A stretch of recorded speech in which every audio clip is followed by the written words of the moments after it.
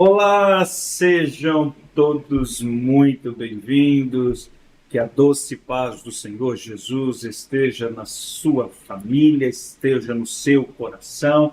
Que alegria mais uma vez estarmos juntos com o programa A Bíblia e a Família. E como sempre fazemos, eu gostaria de te convidar para nós iniciarmos esta programação fazendo uma oração. Senhor, nosso Deus, mais uma vez, nos colocamos diante do Senhor em oração, convictos de que o Senhor, nesta noite, tem uma palavra para os nossos corações, a ponto, ó Deus, de nossa família ser edificada. Queremos sentir, ó Deus, a presença do Teu Espírito Santo, indo de encontro às necessidades familiares, e que cada um, ó Deus, que está nos assistindo neste momento, possa ser impactado pela sua palavra. Continue nos ajudando, nos abençoando. Oramos assim no nome de Jesus. Amém e amém. Santos de Deus, nós estamos com o programa Bíblia Família, esse programa que é da Igreja Assembleia de Deus, em Santa Rita, na Paraíba, essa igreja que tem o propósito de ser semelhante a Cristo. Nessa noite nós estamos muito, mas muito convictos, como sempre estamos, de que o Senhor nosso Deus irá falar conosco, irá falar com a nossa família. E nós temos um tema bastante sugestivo para esta noite. Perceba, no ano passado, várias famílias de Pernambuco, aqui próximo da nossa cidade, que moravam em zonas de perigos, foram atingidas, soterradas com os deslizamentos provocados pelas fortes chuvas daquela época. Neste ano, em Manaus, não foi diferente.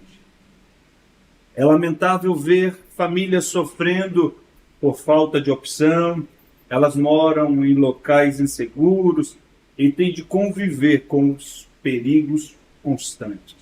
Umas enfrentam a insegurança física por conta do local ameaçado pelos fenômenos da natureza e outros com a violência que, infelizmente, está imperando em nossa cidade, em nosso país.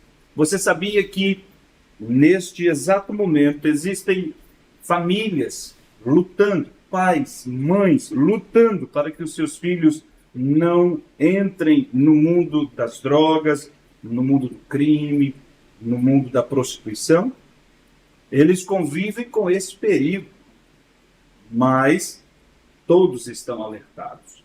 Este é um problema social que a gente espera que os governantes eleitos minimizem. Também essas questões de segurança, de saúde pública, educação, melhoria na qualidade de vida, sempre estão em pautas nas campanhas políticas e por isso que esperamos dos nossos governantes algumas atitudes. Que Deus tenha misericórdia de nossa nação e que desperte a consciência das autoridades constituídas. Contudo, existem algumas ameaças que as famílias também enfrentam que precisamos destacar, e esta noite nós vamos destacar. Pois uma coisa é uma família perder membros por conta de uma situação natural, de um desastre natural. Outra coisa é uma família ser destruída por falta de cuidados. Quais são os perigos que podem prejudicar a família ou as famílias? Pode uma família estar correndo perigo e ela não saber? Nesta noite, nós queremos falar sobre as famílias em perigo. E para esse tema tão desafiador, está conosco mais uma vez o nobre professor Egivanildo Tavares. Professor, seja muito bem-vindo para a nossa programação desta noite, Famílias em Perigo. Muito obrigado, caríssimo Josimar de Eclésio. Para mim é um prazer, uma alegria poder estar participando do programa A Bíblia e a Família, um tema muito sugestivo, Famílias em Perigo. E precisamos refletir mesmo sobre esta temática, pois quem dentre nós não está sendo ameaçado por alguma coisa? Qual a família que não está sendo bombardeada por alguma ideologia, alguma ação, algum tipo de violência, seja simbólica, seja física? Então, nós precisamos refletir sobre essa temática. E, para mim, é um prazer poder estar aqui participando com você, com o irmão, com a irmã que está em casa, com a família que está nos assistindo. Quero dizer que é uma alegria. Muito bom. É sempre um prazer, professor, estar junto do senhor. E o professor tem nos agraciado de quando em vez de estar conosco nessa programação. E você sempre é edificado quando o professor está aqui, nos dando aqui, tirando dúvidas e nos dando uma aula de Bíblia, né? O professor tem essa característica e o intuito dessa programação é a Bíblia e a família. Então nós vamos, através da Bíblia, descobrir quais são os perigos que as famílias estão correndo e, com certeza, nós vamos ter aí a nossa proteção.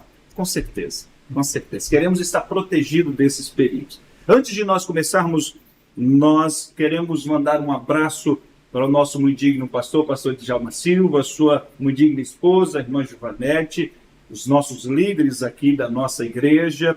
Nós queremos mandar esse forte abraço e também dizer a você, meu irmão, se você ainda não é inscrito no canal, por favor, se inscreva. Se possível, compartilhe esse vídeo para um membro da sua família, para um grupo do WhatsApp, por favor, divulgue, porque queremos abençoar o maior número de família possível. Dando esses avisos, eu quero te convidar para nós louvarmos ao Senhor. Nós vamos ouvir um louvor e, na sequência, nós estaremos ouvindo da Palavra de Deus explicações a respeito desse tema, famílias em perigo. Então vamos para este louvor e já já retornaremos no nome de Jesus.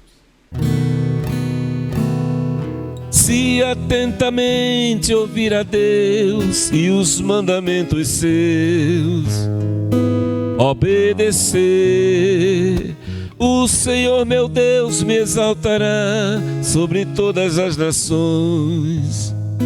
Onde eu passar, eu não correrei atrás de bênçãos, sei que elas vão me alcançar. Onde eu colocar a planta dos meus pés, sei que a sua bênção chegará. Ah, bendito serei na terra, bendito serei quando eu profetizar. Sei que a minha voz será a voz de Deus. Bendito serei no campo, bendito serei por onde eu passar. Onde eu tocar, abençoado será quando eu obedecer a sua voz. Se atentamente ouvir a Deus e os mandamentos seus, obedecer, o Senhor meu Deus me exaltará sobre todas as nações. Onde eu passar, eu não correrei atrás de bênção, que elas vão me alcançar. Onde eu colocar a planta dos meus pés, sei que a sua bênção chegará. Bendito serei na terra, bendito serei quando eu profetizar. Sei que a minha voz será a voz de Deus. Bendito serei no campo, bendito serei por onde eu passar. Onde eu tocar, abençoado será quando eu obedecer a sua voz. quando eu obedecer a sua voz. Quando eu obedecer a sua voz. Meus irmãos, estamos de volta depois deste belo louvor e queremos já dar início para esse tema, as famílias em perigo. Mas antes eu gostaria de te convidar a abrir o exemplar da Bíblia Sagrada e te convidar a abrir no livro dos Salmos. Queremos fazer uso da Bíblia Sagrada, Salmos de número 127, Salmo de número 127. O primeiro verso destes Salmos diz assim: se o Senhor não edificar a casa, em vão trabalham os que edificam. Se o Senhor não guardar a cidade, em vão vigia a sentinela. Amém? Esse é o versículo da Bíblia Sagrada que nos dá aí pano de fundo para entendermos quais são os perigos para a nossa família e com certeza recebermos a proteção de Deus contra esses perigos. Professor Givanildo Tavares, sem muita delonga, quais são os perigos que, independente do tempo em que vivam, não importa a época, que perigos trazem aí ameaças para a estrutura familiar? Josimar, Deoclésio, essa é uma pergunta importante, muito pertinente para iniciarmos esta programação, porque a família, desde a sua constituição, nos tempos primórdios, né? Nós temos a primeira família constituída, a de Adão. Sim. Adão e Eva, que vão gerar os filhos, e eles estão no jardim, no ambiente bucólico, e ali eles já enfrentaram o primeiro perigo. A sedução de novas ideias, que vai surgir logo no Gênesis 12. Deus criou o homem, fez a mulher, juntou os dois, mandou que crescesse, multiplicasse, ordenou desde o princípio, eles foram abençoados por Deus para gerar famílias, né? Constituir uma grande família sobre a terra. E, no entanto, ele já tinha de Deus uma orientação que era a privação de uma das árvores do jardim. Deus disse que toda árvore do jardim comerás livremente, mas da árvore da ciência, do bem e do mal, desta não comerás. Uma só que Deus privou. Ou seja, Deus oferece 99,9% de oportunidades para o homem viver sem precisar cair no fracasso. No entanto, Deus, ele proibiu doutrinariamente, mas não proibiu a ponto de dizer, ainda que você queira, você não pode. Deixa ele fazer a escolha.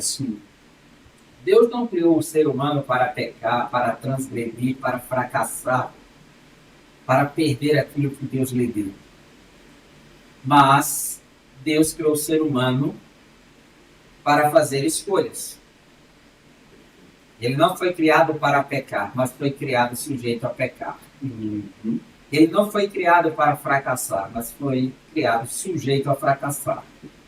É por isso que as nossas escolhas, elas são ameaças para nós, para a nossa estrutura. Deus colocou o homem num jardim bucólico, edênico, um ambiente agradável, perfeito, suprido, onde não havia necessidades de nada. Ele tinha tudo à sua disposição, de toda a árvore do jardim comerás livremente. Quer dizer, o homem vivia da coleta, ele não precisava trabalhar. Eu digo trabalho como uma atividade imposta para sobreviver. Sim. Então, a sua atividade, o seu trabalho era uma atividade muito lúdica. Era só a coleta do dia a dia. Sim. Ele não tinha que enfrentar espinhos e cardos. Ele não tinha que banhar-se de suor para poder sentir o gosto do pão. Mas, naquele mesmo ambiente, surgiu o primeiro desafio, a primeira ameaça para a estrutura familiar. E por que para a estrutura familiar? Porque essa escolha, essa adesão de novas ideias, contrárias a que Deus estabeleceu, vai trazer um problema para a natureza humana e vai interferir na própria estrutura familiar. Quem conheceria os ciúmes dentro da família e um ciúme doentio e mortal? O ciúme é uma ameaça dentro da família. E se o ciúme não for trabalhado entre os filhos, isso pode gerar algo traumático, Sim. algo que vai deixar uma marca para sempre enquanto a família viver, que foi o caso da família de Adão. Conviver com a perca de um filho, conviver com a perca de um irmão, que foi assassinado por um irmão. Sim. Situação desastrosa.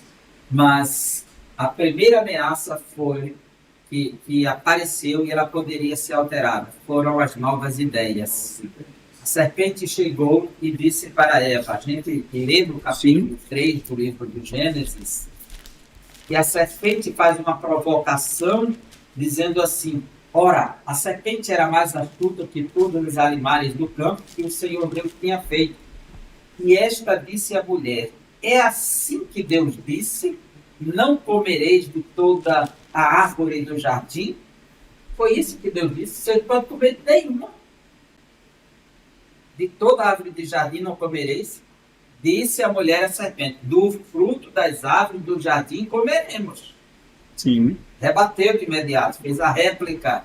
Mas do fruto, não é dos frutos, mas do fruto da árvore que está no meio do jardim, disse Deus, não comereis.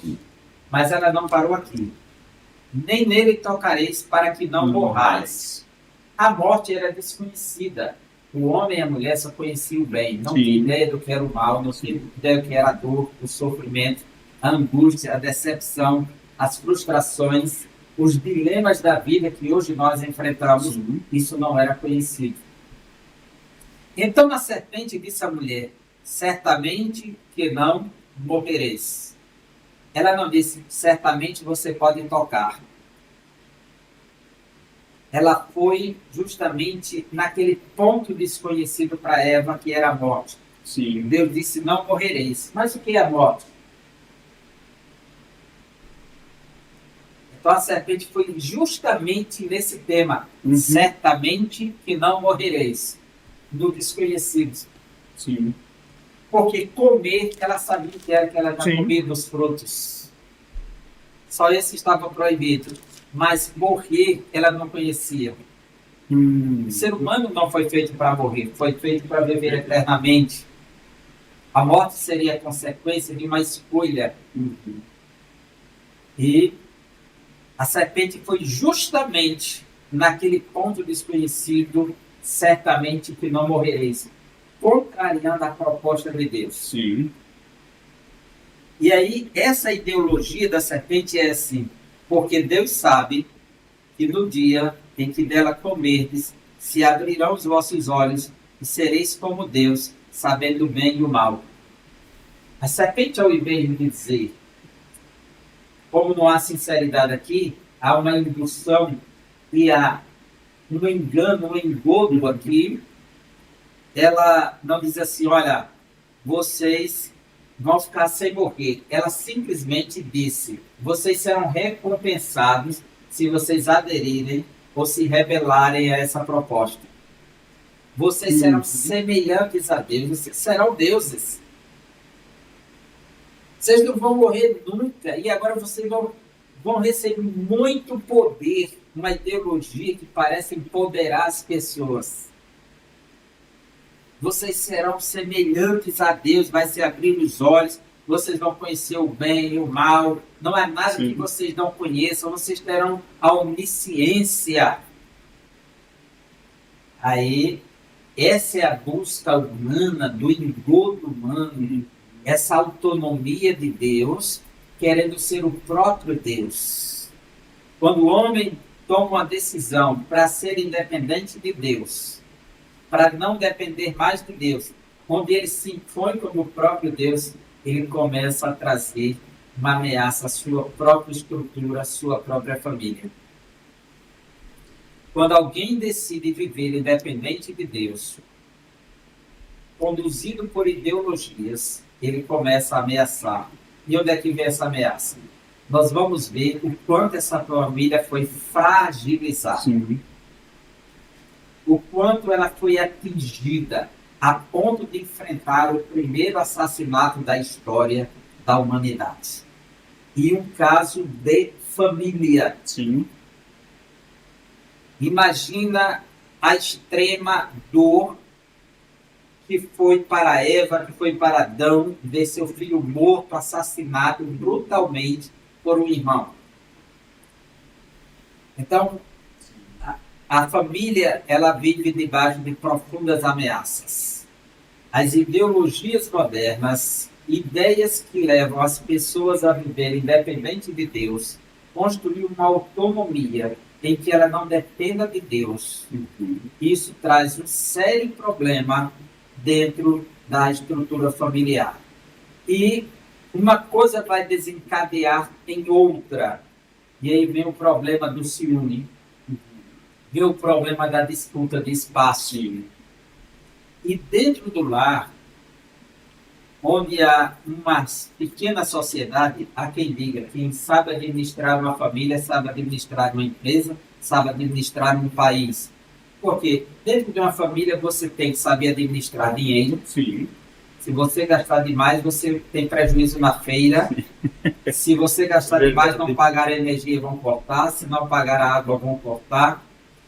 Tudo isso é prejuízo para a família. É trauma. Sim. Trauma para a família. Tudo isso. Então, dentro da família, você tem que exercitar a administração, uma boa partilha, uma boa gestão, uma boa liderança, porque se você não tiver liderança sobre o seu lar está comprometido. Se todo mundo ter plena autonomia dentro do espaço e não existe um cabeça no espaço, esse espaço está comprometido. Não existe empresa onde todo mundo serve de velado. Não existe. Não existe estrutura social dessa maneira. Verdade. Não existe. Por isso que a ideia do comunismo, ter tudo em comum, agora, sem ter nenhuma liderança, isso é utopia. Sim. Isso não existe em lugar nenhum. Isso não existe em lugar nenhum. Mas quando fala de comunismo, ele fala de primeiro estabelecer o poder para o Estado, depois eliminar o Estado. Sim. Então, mas sempre é atribuído à liderança alguém, que não se faz isso sem liderança. Sim. Então, a família que não exerce, não tem o exercício da liderança, que não consegue administrar o próprio espaço, a primeira comunidade, que ali está toda a gestão que pode ser aplicada a uma empresa, a um estado, em qualquer lugar. Na família, aquele microespaço da sociedade e a família tem toda a estrutura necessária que pode ser aplicada em qualquer espaço do planeta Terra. Sim. Então, aí existem diversas questões que podem ameaçar essa estrutura. Então, ela está vivendo em ameaças quando ela não está tendo uma liderança digna, quando ela não está tendo uma gestão digna das finanças e das coisas, Perfeito. quando ela não tem uma manutenção plena, cuidadosa. Então, não são poucas as ameaças que a família está convivendo e, às vezes, desconhecendo essa ameaça. Por quê? Quando as coisas não são bem direcionadas, cuidadas, administradas, isso interfere nas relações do relacionamento. Verdade. Isso interfere frontalmente nos relacionamentos. E às vezes, eu, Egivanildo Tavares, estar pecando contra a minha família, estar ofendendo pessoas, nem estou dando de conta. Para mim parece que está tão natural conviver dessa maneira, estou tão acostumado com esse padrão, que não percebi o quanto eu já magoei, feri, e a coisa já é endêmica. a coisa já é doentia e uma panela que você deixa muito tempo no fogo e ela começa a ferver. E ela vai ferver tanto, vai chegar o momento, se não tirar ela do fogo, vai haver o quê? Uma explosão. Possivelmente uma explosão. Sim. Então, vamos lá. Vamos lá. Tem que ser despertado. Precisamos, não precisamos.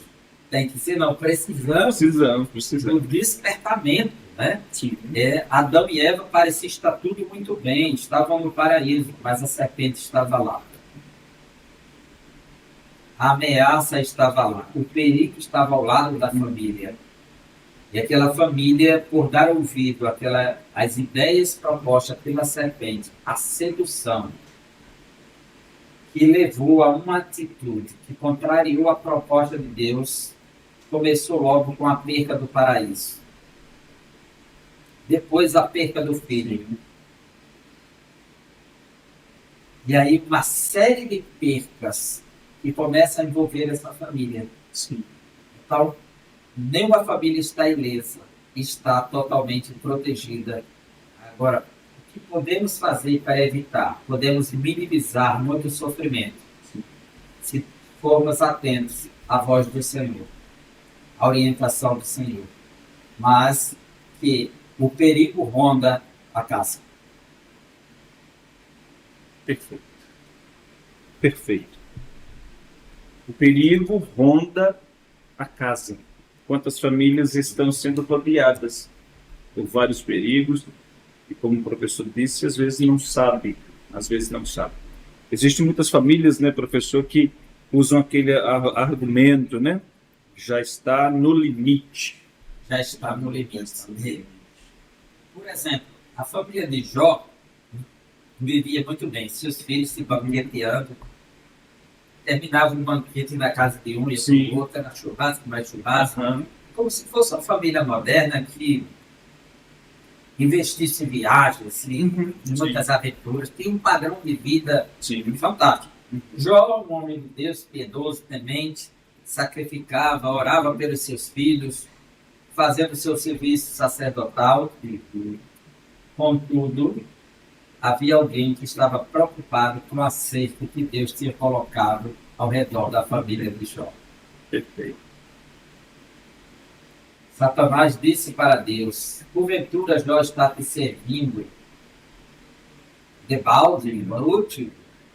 Ou ele não te serve porque colocaste uma cerca ao redor da sua casa? Capítulo 1, versículo 10, né? Então ele diz: está preocupado com a cerca, a proteção. Agora arranque aquela proteção para ver se ele te serve aí. Então aí foi uma prova pessoal muito forte para Jó. E a família de Jó, que parecia tão estável, tão segura, em um só dia o vento bateu nos quatro cantos da casa, tombou, sobrando somente Jó e a sua esposa. O desastre chega. Famílias em perigo. Famílias em perigo. Professor, já que o senhor, melhor dizendo, já começou a dar exemplos, eu gostaria de fazer duas perguntas em uma. Basicamente, duas perguntas em uma. Eu gostaria que o senhor desse exemplos bíblicos de duas famílias. Primeiro, uma família que conseguiu construir essa cerca, essa muralha de proteção, e uma família que não teve esse mesmo privilégio, que não construiu essa proteção. Boa. Eu posso citar aqui, de imediato, a família de Jessé. Família de Jessé. Jessé é o pai de Davi. Sim. Né? Ele é filho de Boaz. Aliás, de Obed. Seu pai se chamava Obed. Obed era filho de Boaz, que casou com Ruth, né? Gerou Obed gerou Jessé. Muito bom. E Jessé, ele teve 8 filhos, sem contar as filhas. Uhum. Provavelmente um morreu. Sim. Depois do livro Ok. das Crônicas, quando foi escrito, só registra 7 filhos dele. Sim. Não cita 8, contando os homens. Uhum. O que subentende que, quando o livro das Crônicas foi escrito, um já teria partido e não registra mais na Sim. genealogia. Por isso que nas genealogias de Crônicas aparece somente 7. Ok. Mas o capítulo 16 do primeiro livro de Samuel nos mostra que ele tem os filhos e o Deus pediu que, ordenou na realidade, que o sumo sacerdote Samuel fosse à casa de Jessé. E o texto diz: então disse o Senhor a Samuel, até quando terás dó de Saul? Capítulo 16, versículo 1 em diante. Havendo eu rejeitado para que não reine sobre Israel, enche o chifre de azeite e vem e enviar-te-ei a Jessé, Belemita, porque dentre os seus filhos me tenho provido de um rei. Uhum. Porém disse Samuel: comerei eu, pois ouvindo Saul me matará. Então disse o Senhor: toma um bezerro das vacas em tuas mãos e diz: vim para sacrificar ao Senhor. Deus já está ordenando Jessé com uma proposta de chegada, seria um código para chegar na família de Jessé. Uhum. E para que isso não inflamasse ou despertasse o ciúme de Saul Uhum. contra Samuel. Ok. E o que ele deveria fazer? Levar um bezerro para sacrificar ao Senhor. Por que ele já vai com a proposta de sacrificar ao Senhor? Porque aquela é uma família que serve ao Senhor. Certo. Então, se fosse uma família que desconhecia o processo de culto, de ritual, de sacrifícios a Deus, o que é isso? Sim. O que isso tem a ver conosco? Né? Mas Deus conhece essa família e eles podem levar o sacrifício. E convidarás a Jessé ao sacrifício. O versículo 3 está aí, né? E você vai convidar Jessé. E eu te farei saber que hás de fazer e ungir-me-ás a quem eu te Ele disser. disser. Fez, pois, Samuel que dissera ao Senhor e veio a Belém. Então os anciãos da cidade saíram ao encontro, tremendo, e disseram: de paz é a tua vinda. Aqui já havia um temor dentro da cidade de Belém só em ver Samuel. Samuel é sacerdote e é juiz, e é profeta. E todos sabiam que Samuel era um profeta altamente conhecido. O primeiro livro de Samuel, aqui, ó, no capítulo 3, eu gostaria que você lesse para nós, versículos 19 e 20. Capítulo 3. Do primeiro livro de Samuel, depois eu volto para lá. 19 e 20. E crescia Samuel, e o Senhor era com ele, e nenhuma de todas as suas palavras deixou cair em terra. E todo Israel, desde Dan até Bezeba, conheceu que Samuel estava confirmado por profeta do Senhor. Peraí. Todo Israel, de Dan, que é a fronteira norte, ao norte da Galileia, ficava Dan, a fronteira, até Beceba, que é a fronteira sul, o deserto da Judeia. Quer dizer, toda essa extensão do país, de norte a sul, conhecia Samuel.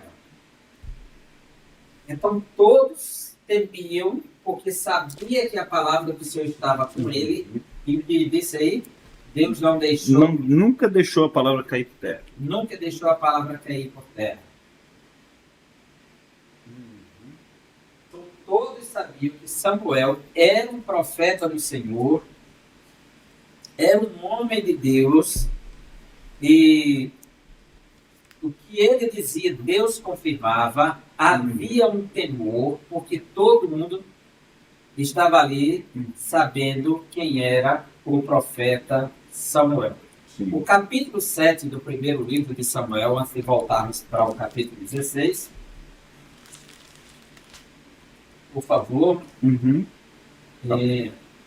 diz aqui, capítulo 7. Capítulo 7, versículos 15 a 17. E Samuel julgou a Israel todos os dias da sua vida, e ia de ano em ano, e rodeava a Betel, e a Gilgal, e a Mispa, e julgava a Israel em todos aqueles lugares. Porém, voltava a Ramá, porque estava ali a sua casa, e ali julgava a Israel, e edificou ali um altar ao Senhor. Veja que Samuel ele está sempre em trânsito, de cidade em cidade, trabalhando, julgando, todo mundo está conhecendo ele. Uhum. E o respeito à pessoa dele, a consideração à pessoa dele é grande. Então, quando ele chega na casa de Jessé, quando ele só chegar em Belém, já causou espanto. Uhum. Todos temem. E o texto sagrado vai dizer, versículo 5, e disse ele, é de paz, vim sacrificar ao Senhor, santificai-vos e vinde comigo ao sacrifício. E santificou ele a Jessé e aos seus filhos e os convidou ao sacrifício. É interessante porque o chamado de Samuel era conhecido, ele ficou conhecido em público, no capítulo 12, versículo 18, por favor. Veja uma manifestação pública de Samuel, o que foi que aconteceu. 12:18. Então invocou Samuel ao Senhor, e o Senhor deu trovões e chuva naquele dia, pelo que todo o povo temeu em grande maneira ao Senhor e a Samuel. E era tempo de verão, não era tempo de chuva quando ele fez isso.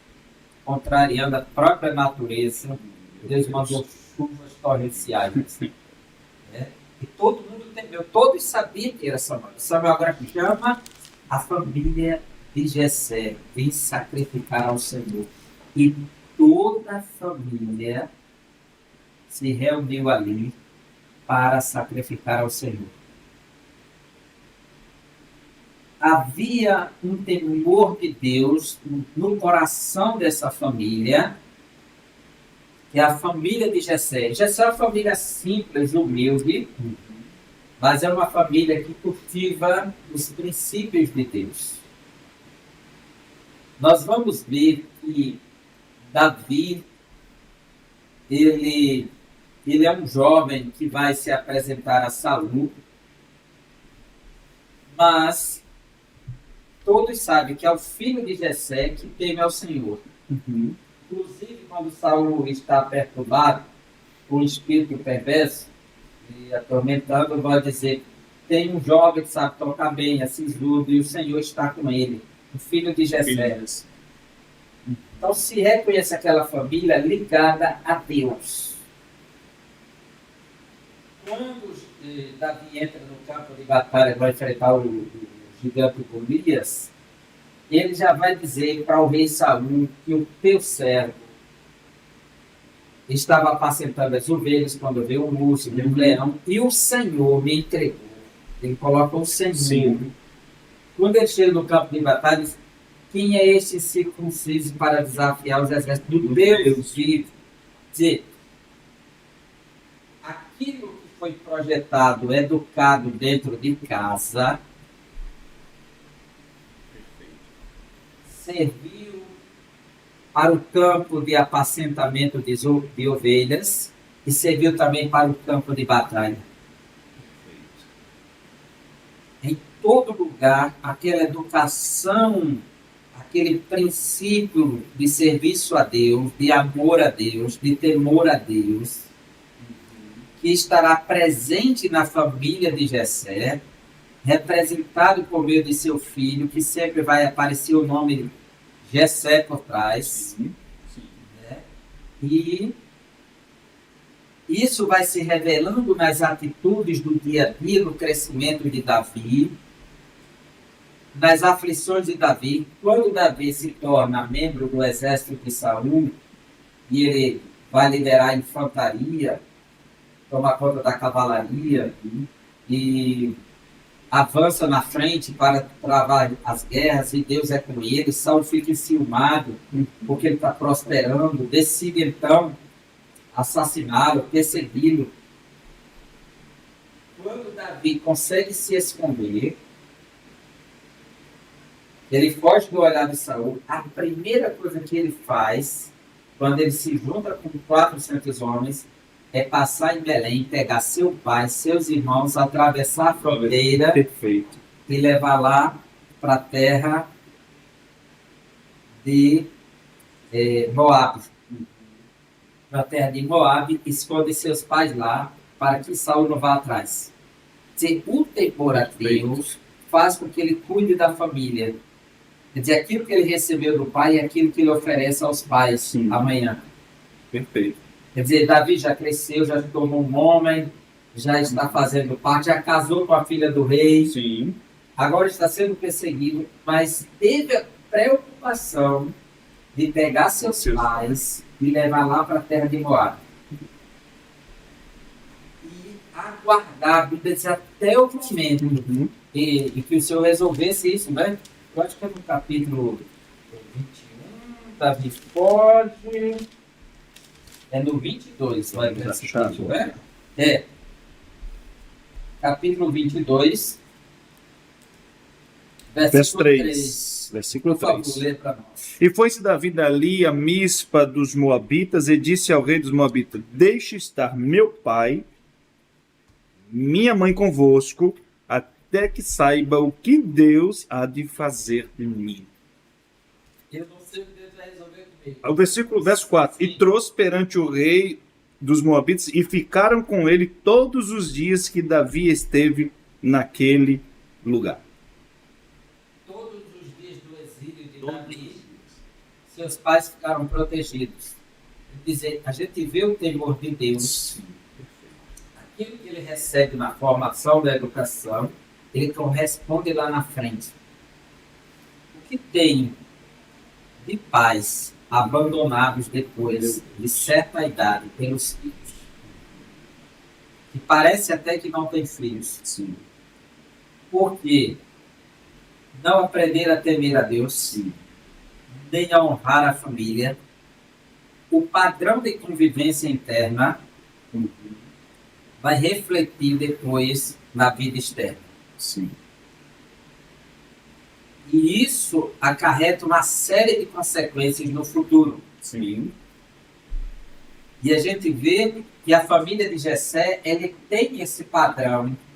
Quer dizer, essa cerca aqui é a metáfora. Sim, sim. A muralha essa é a muralha metáfora de proteção. Sim. É o cultivo da educação de temor a Deus, de princípios, de valores que dignificam a família, que fortalecem os laços, que alimentam os sentimentos de princípios e valores que estão fundamentados no temor a Deus, no amor ao próximo.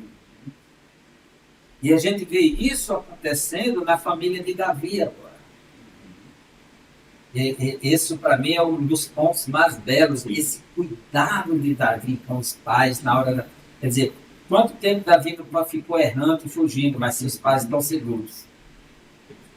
Quer dizer, ele vivendo suas crises, mas antes ele teve o cuidado de deixar seus pais em proteção, sua família. Então isso é muito nobre. Agora, um caso de família que não preparou a proteção. Né? O primeiro exemplo foi uma família... Você fala, quer que eu fale agora ou quer que eu fale depois da música? Vamos para um louvor? Vamos para um louvor. É fantástico isso. A Bíblia nos ensina coisas maravilhosas. Vamos para esse louvor e já retornaremos com esta família que não teve esse privilégio, não conseguiu construir essa muralha de proteção. Então vamos para esse louvor e já retornaremos em nome de Jesus.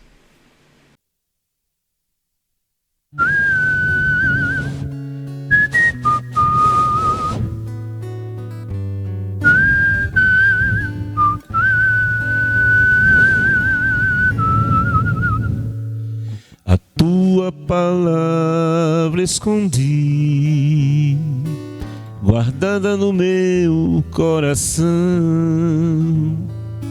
pra eu não pecar contra ti, Senhor. A tua palavra escondi, minhas vestes no sangue lavei, e das tuas águas bebi, pra ser uma oferta agradável a ti. Minha vida a ti consagrei, meus dons e talentos são pra te servir, meus dons preciosos são teus. Não vejo razão de minha vida sem ti, tu és o Senhor e meu Deus. Assim como o fogo refina o ouro, vem tua obra em mim completa, até que o mundo possa ver tua glória em meu rosto brilha. A tua palavra escondi, guardada no meu coração, pra eu não pecar contra ti, Senhor. A tua palavra escondi, minhas vestes no sangue lavei, e das tuas águas bebi, pra ser uma oferta agradável a ti. Minha vida a ti consagrei, meus dons e talentos são pra te servir, meus dons preciosos são teus. Não vejo razão da minha vida sem ti, tu és meu Senhor e meu Deus. Assim como o fogo refina o ouro, vem tua obra em mim completa, até que o mundo possa ver tua glória em meu rosto brilha.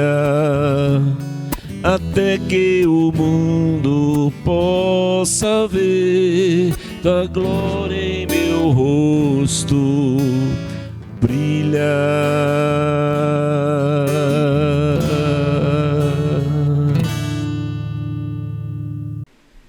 Estamos de volta com o programa A Bíblia e a Família, e o tema desta noite é Famílias em Perigo. E nós estamos dando continuidade a uma pergunta que foi feita, né? Exemplos de uma família que construiu uma muralha de proteção, e agora o exemplo de uma família que não construiu esta muralha. Professor, fique à vontade. Certo. No primeiro exemplo que nós falamos sobre a família de Jessé, essa muralha, proteção de quê? De valores, de princípios, de unidade, de harmonia, de integração, de manter a família coesa. E isso a gente vê que Jessé conseguiu. Que Davi desenvolveu a sua vida profissional, foi viver, casou, está longe de Belém, está vivendo junto a Saul, mas na hora da crise ele teve a preocupação de proteger seus pais. Então mostra que aquilo estava enraizado, estava fundamentado, estava arraigado entre eles. Agora uma outra família que se revela como o oposto de tudo isso e que os reflexos são manifestos. É a família de Quis. Família de Quis. Quem foi Quis? Quis foi o pai de Saul. Capítulo 9 do primeiro livro de Samuel diz assim: e havia um homem de Benjamim, cujo nome era Quis, filho de Abiel, filho de Zeró, filho de Becorate, filho de Áfia, filho de um homem de Benjamim, homem poderoso. Poderoso em que sentido? Este tinha um filho cujo nome era Saul, moço e tão belo entre os filhos de Israel, não havia outro mais belo do que ele. Desde os ombros para cima sobressaía todo o povo. E perderam-se as jumentas de Quis, pai de Saul. Por isso disse Quis a Saul, seu filho: toma agora contigo um dos moços e levanta-te e vai procurar as jumentas.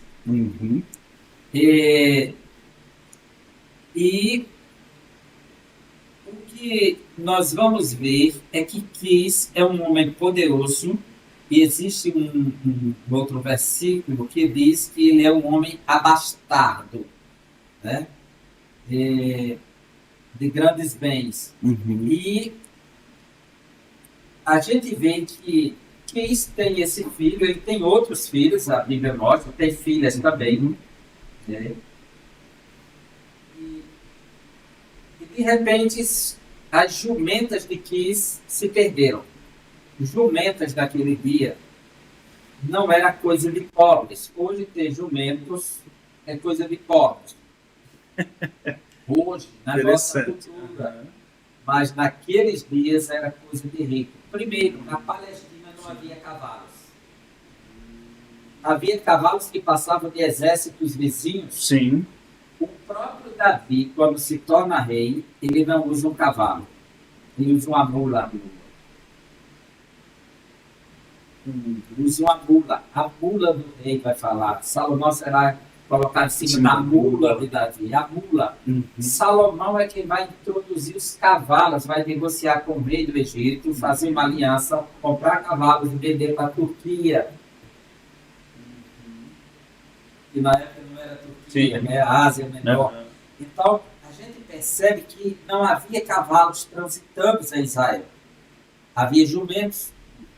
E jumentos, já que geograficamente é um país muito acidentado, por conta da grande depressão geográfica que está Israel, entre duas placas tectônicas, a placa arábica, a placa da África, que gerou um grande vale, que é o Rift Valley, e com isso gerou uma série de montes e cordilheiras, e montículos, e montes pequenos, a Cefelá, até a planície costeira, dando para o oeste no Mediterrâneo. É um país altamente acidentado, então o jumento se tornou uma peça rara nesse ambiente geográfico. Sim. E quem criasse jumentas era um homem rico.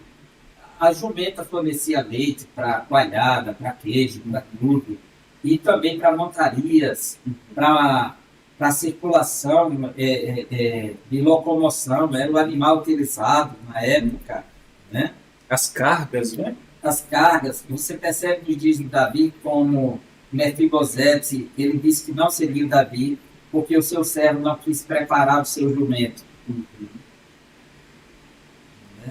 E aqui ele é um homem rico, é um homem abastado, um homem poderoso, tem seu filho Saul, que está em busca das jumentas do pai.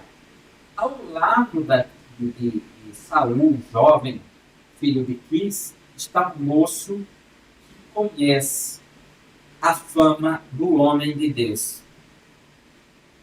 E Saul, filho de Quis, do homem poderoso, não conhecia Samuel. O que isso tem a ver? O que significa isso? A Bíblia diz assim,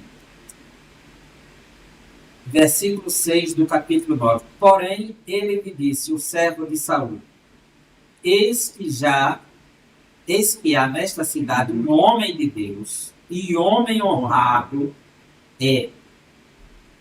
Ele disse que é homem de Deus, mas não foi suficiente.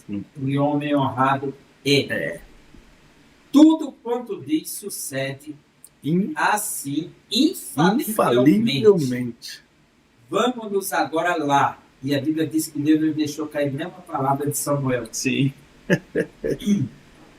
Porventura nos mostrará o caminho que devemos seguir. Por gentileza, lê o versículo 7. Então Saul disse ao seu moço, eis, porém, se lá fomos, que levaremos então aquele homem?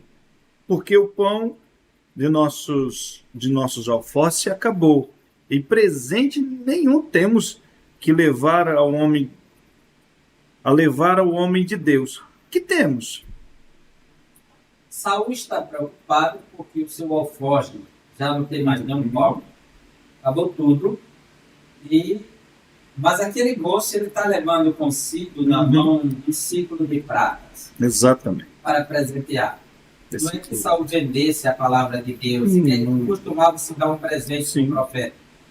Mas o que me chama a atenção nesse versículo 7 é a resposta de Saul, que levaremos então aquele homem. Não sabe quem é. Não sabe. Mas como é que Saul, morando na Palestina, morando em Israel, filho de um homem nobre, Samuel julgava toda a nação, de Dan a Berseba, ia de cidade em cidade, fazendo sacrifícios, orando pelo povo, com cheio de histórias de milagres. E Saul não sabia nada sobre esse homem. O representante espiritual de Deus naqueles dias era Samuel, que significa que essa casa dele não tem culto, não tem sacrifícios a Deus e nem se reconhece um homem de Deus. É uma casa que tem muitas jumentas, é uma casa próspera, é uma casa bastarda, mas não é uma casa que se cultiva o temor a Deus. E nós podemos levantar essa hipótese e chegar a comprová-la? Sim. Nos acompanhe e nós vamos aos textos. Que existe um déficit na formação de Saul no sentido espiritual. Tem muitas famílias bem ocupadas, bem arquitetadas. Essa família tem dinheiro para fazer boas viagens, viver grandes momentos de descontrações, de entretenimentos, de lazer, que muita gente desejaria ter, fazer registros, expor nas redes sociais suas viagens, seus momentos de prazer. E, contudo, esta casa não conhece o temor a Deus. Tem muita gente vivendo muito bem, como se Deus não existisse. Pelo fato de estar bem, pelo fato de estar desfrutando das benesses que Deus lhe oferece, ele não percebe de onde vem a fonte real. Atribui somente a si mesmo. Isso que é aquela autonomia, viver sem Deus, independente de Deus, ou como se Deus não existisse. E muitas vezes essa família está tão ocupada entre si mesma, em que cada um no seu espaço que precisa ser respeitado, ninguém interfere no espaço do outro, e hoje a linguagem é essa, o respeito pelo espaço do outro. Então, o lar deixa de ser o lar para ser diversas zonas, onde cada um tem o seu espaço, onde não pode ser interferido. Então, ninguém toca no espaço de ninguém, e aí, em nome do respeito. Então, autonomia plena para cada um. Cada um está preso no seu universo digital, além do universo físico, seu universo digital, em que se prendem no próprio espaço. E aí, ninguém tem tempo para ninguém. Às vezes, a busca pelo progresso e o sucesso profissional gera ausência doméstica, ausência do lar. Às vezes, quando a verba é pouca e os dois trabalham, esse filho vai para onde? Para uma escola ou para uma creche de tempo integral. E aí quebra essa relação de pais e filhos. Quando se encontram, estão cansados e estressados. Então, poucos momentos de alegrias e muito mais de estresse, que dificulta a relação, o que compromete o desenvolvimento. Tudo isso começa a ser ameaçado. Então, está tudo em volta aqui, debaixo de uma profunda ameaça. essa família está vivendo sérios perigos. E eles não têm tempo para buscar a Deus, que estão sempre cansados, estão sempre cheios de atividades. E a ideia de buscar a Deus, muitas vezes, é tratada como se eu não tenho tempo para a religião. Minha religião é Deus. Meu negócio é só com Deus. Então, ele transforma tudo isso em clima religioso.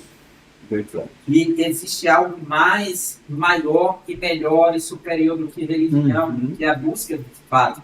Mas aqueles que dizem, minha religião é Deus, será que de fato gastam tempo fazendo devoções e cultos e meditações com Deus?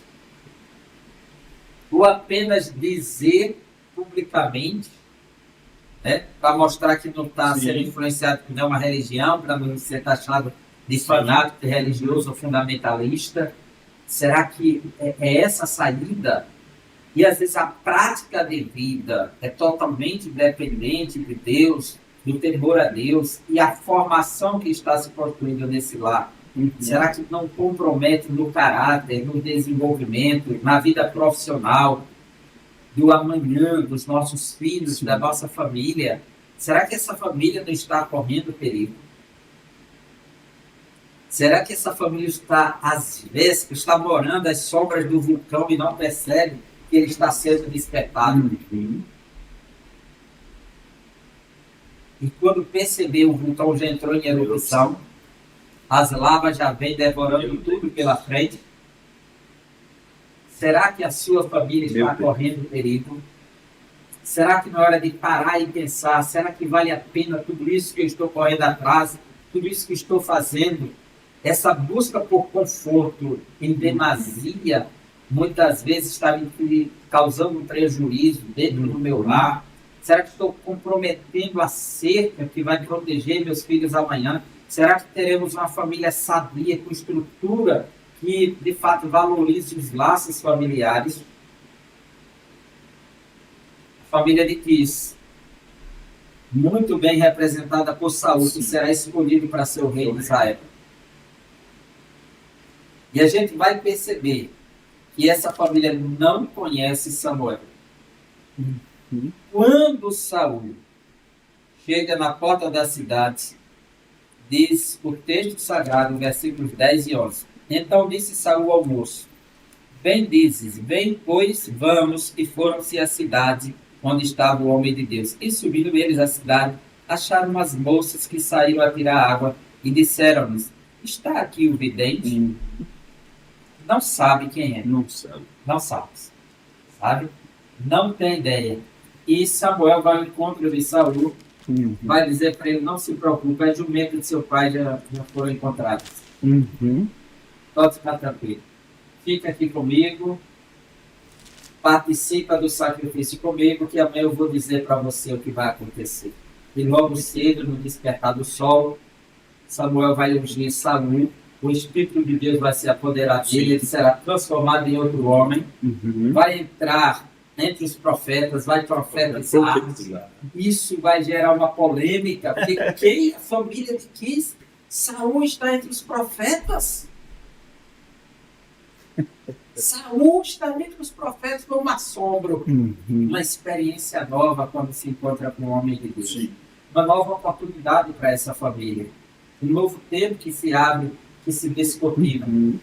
No entanto, nós veremos que a formação de base do lar, a cerca que se constrói em relação em temer a Deus, em servir a Deus dentro do lar, através do culto doméstico, através da oração, através da leitura da palavra, através da prática de piedade dentro do lar, reflete no amanhã, no futuro dos nossos filhos. Saul é dominado pelo Espírito de Deus, mas a sua natureza é tão resistente. Se torna rei, chega a profetizar. Sem te atrapalhar, mas sim, quando o senhor falou da natureza de Saul, até mesmo quando o povo, na conversa de Samuel com o povo escolheu um rei, foram procurar Saul. Aonde está Saul? Subiu e se escondeu. Se escondeu. Era o mais alto, era o mais bonito, era o mais nobre ali, mas na hora certa se escondeu. E a gente vê que assim que ele é ungido rei, veja só, ele foi ungido. Ele primeiro estava escondido. Pegaram, chamaram ele para o meio da multidão, colocaram nos ombros. E na hora que ele foi declarado rei, viva o rei, houve grande júbilo. Capítulo 10, versículo 24. E aí Samuel declarou todo o direito do rei. E o versículo 26 e 27 diz assim: e foi também Saul à sua casa em Gibeá, e foram com ele do exército aqueles cujos corações Deus tocaram. Mas os filhos de Belial disseram: é este o que nos há de livrar? Meu Deus. E o desprezaram, e não lhe trouxeram presentes. Porém, ele, Saul, se fez como surdo. Meu Deus. Veja que Saul, ele não tem uma liderança forte. Não tem. Saul, ele está vendo o primeiro problema para administrar e não é capaz de administrar. Se faz de surdo. Aquela pessoa que pega problemas e joga para debaixo do tapete como se esconder a resolver. Sabe, esse tapete vai inchar tanto que tanta gente vai tropeçar nele. A tal ponto que vai tropeçar um dia e vai expor tudo que está embaixo e aí vai ser um caos. Perfeita colocação. Então, é necessário trabalhar isso. E isso depende do lar, da formação. A estrutura que é estabelecida. Tem muitas famílias em perigo. Porque estão se ocupando com tantas coisas, tantos atentos, tantas atividades. E o seu tempo tem sido dispersado, consumido e absorvido e abduzido por coisas banais. E às vezes tão sedutoras, assim como a voz da serpente chegou tão sutil. É tão sutil esse universo tecnológico hoje, que ele vai absorvendo o nosso tempo, a nossa história, a nossa comunhão de família, a nossa vida doméstica, as nossas bases, e começa a minar. Você sabe que quando um cano estoura dentro de uma parede, ele começa com um pequeno vazamento. Aí, com o tempo, aparece o primeiro sinal. Depois ele vai crescendo, até o ponto que ele vai estourar. Se não for resolvido logo, ele estoura. Mais cedo ou mais tarde. Eu tenho experiência com isso na vida e vejo como, muitas vezes, quando eu não resolvo de imediato as coisas, quando eu prolongo isso aí, o quanto eu tenho que sofrer com isso. Eu não sei se você tem experiências desse tipo, que muitas vezes são amargas, e a culpa é nossa. É totalmente nossa. Nós que somos os responsáveis dentro do espaço desse, não agimos como deveríamos. Não tomamos a liderança da situação. Então Saul, ele mostra essa fragilidade, ele se fez de surdo. Uma situação grave como essa aqui, que já compromete a sua própria liderança. Então ele já não tem um crédito de todo mundo. Se ele agisse, o líder chegou para estabelecer a ordem, mas aí não é um líder. Não é um líder. E o mais dramático de tudo, nessa ausência de formação, de temor a Deus,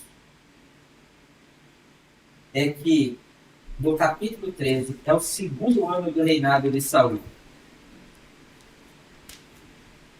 E naquele ano, no capítulo 13, Saul está diante de um grande desafio com os filisteus.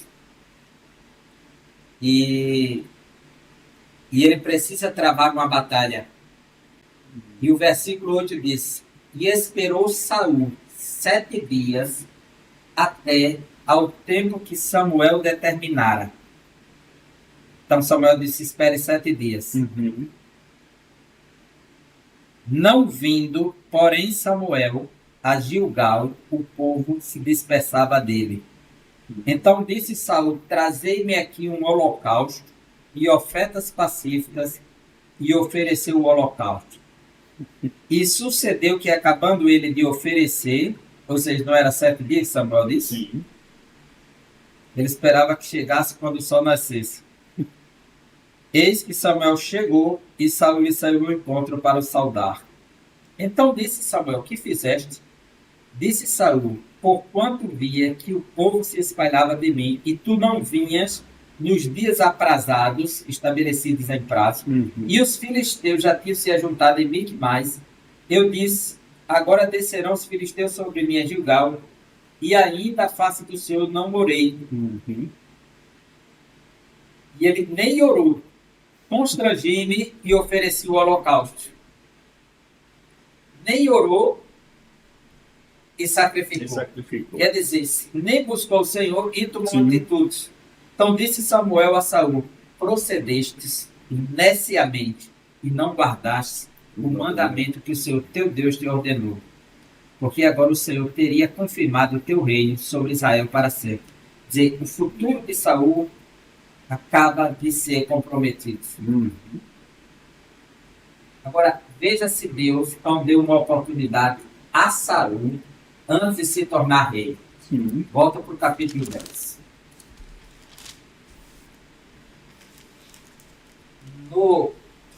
Capítulo 9.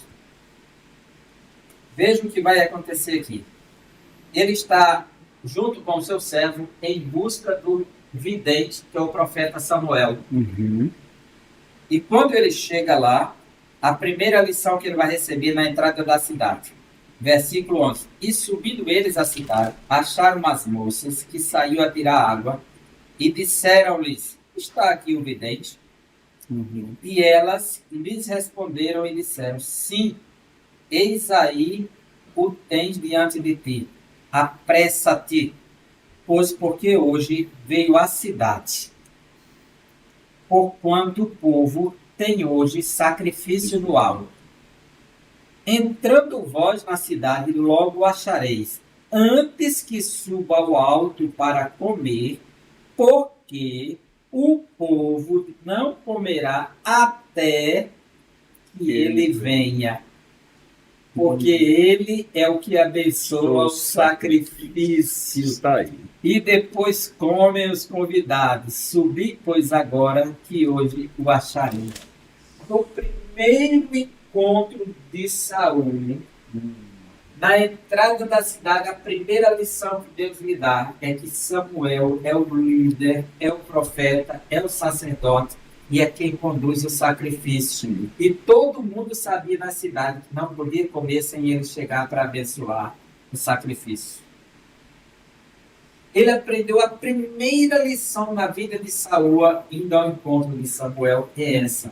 E é a lição que vai tirar ele do reino. Meu Deus do céu. Já pensou no negócio desse? Sim. Se ele tivesse sido educado em casa, aprendendo o que é sacrifício, o que é culto, o que é louvor, o que é temor a Deus, o que é buscar a palavra do Senhor, o que é consultar o Senhor, o que é orar ao Senhor, teria acontecido isso? Não. Mas Deus deu uma chance a Saul. Mesmo assim, a falta de base compromete o futuro.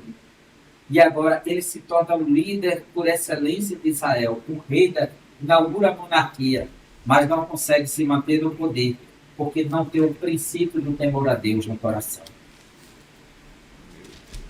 E na grande lição que Deus lhe deu, que ninguém comia o sacrifício sem que Samuel abençoasse, sem que partisse, ele tinha essa lição consigo, mas não conseguiu efetivar.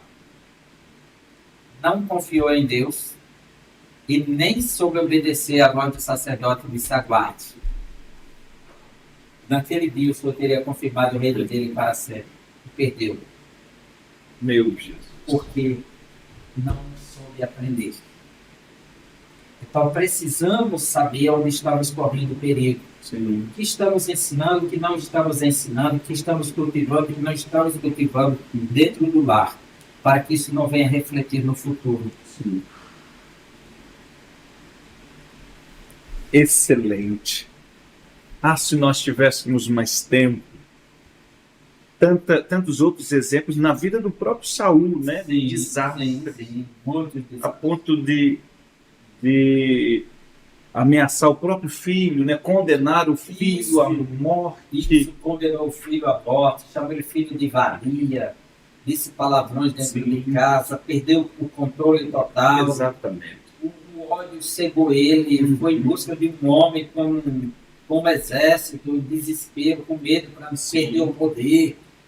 Não tinha segurança nas suas palavras. Deu ordem até para matar uma família de sacerdote inteira. Não havia temor de Deus. Não.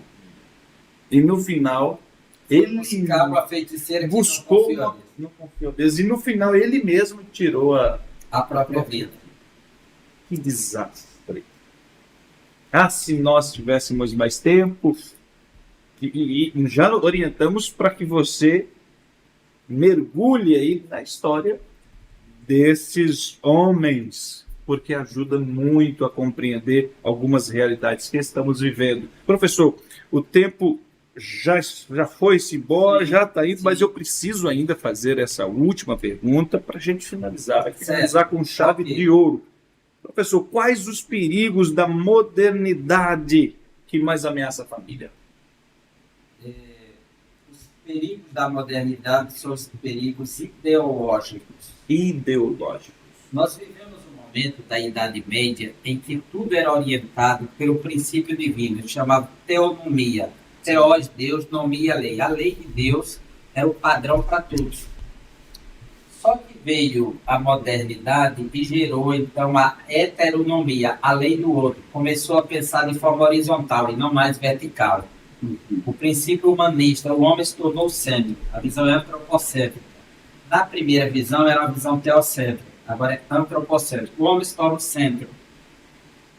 Só que a busca pelo progresso na heteronomia da modernidade rejeita-se a visão teológica para se fundamentar na própria ciência.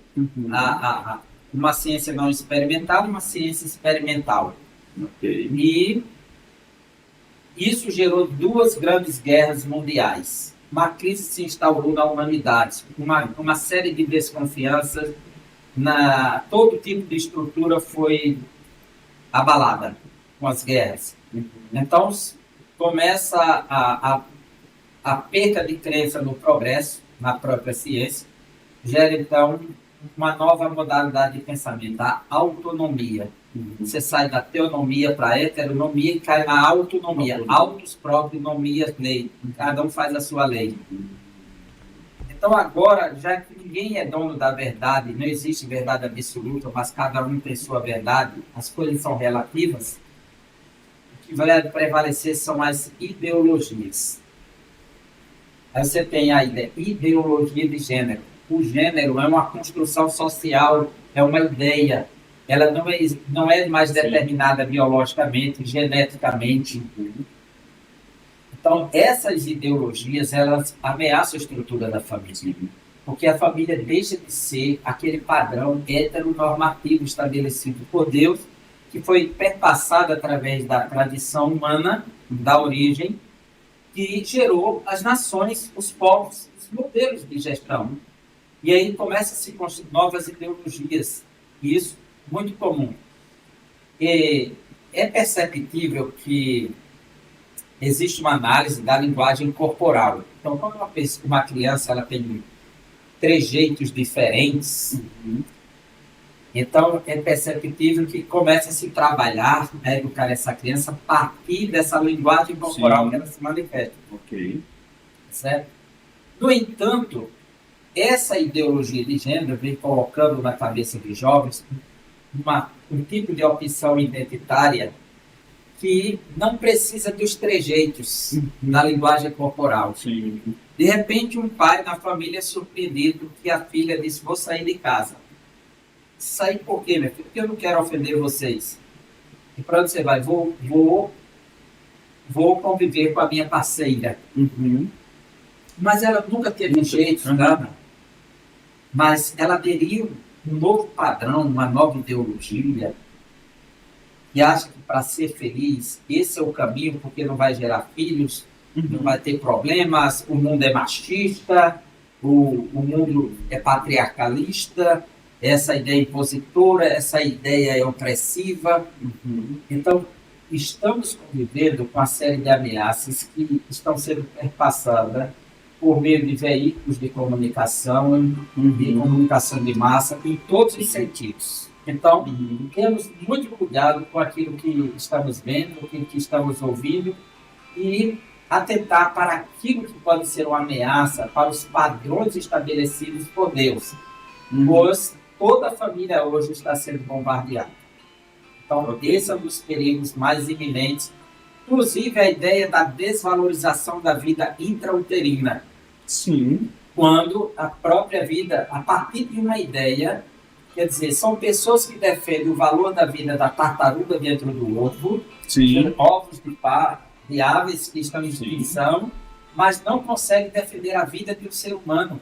Mas quem está defendendo isso é uma pessoa que passou por todos os estágios da vida intrauterina e tem o privilégio de tomar decisões hoje, que é julgar aquele que está no ventre, como se não fosse um ser humano, como se não fosse uma vida, como se não fosse um ser, mas como se fosse uma doença que está no corpo e precisa ser eliminada. Que Deus tenha misericórdia e que nós sejamos arrastados por esses ventos de doutrinas, por essas ideologias enganosas, fantasiosas, que desconstroem os princípios e valores estabelecidos por Deus. Não é pela religião, é por Deus. Essa é a grande questão. Que possamos erguer uma muralha dentro da nossa casa, ao redor da nossa casa. Mas se o Senhor não guardar a casa, em vão trabalham os edificadores. Se o Senhor não guardar, em vão trabalham os sentinelas. Se o Senhor não construir, em vão trabalham os edificadores. Então, a grande sentinela é Deus. Então, precisamos cultivar o temor a Deus. Perfeito. Cultivar o temor a Deus.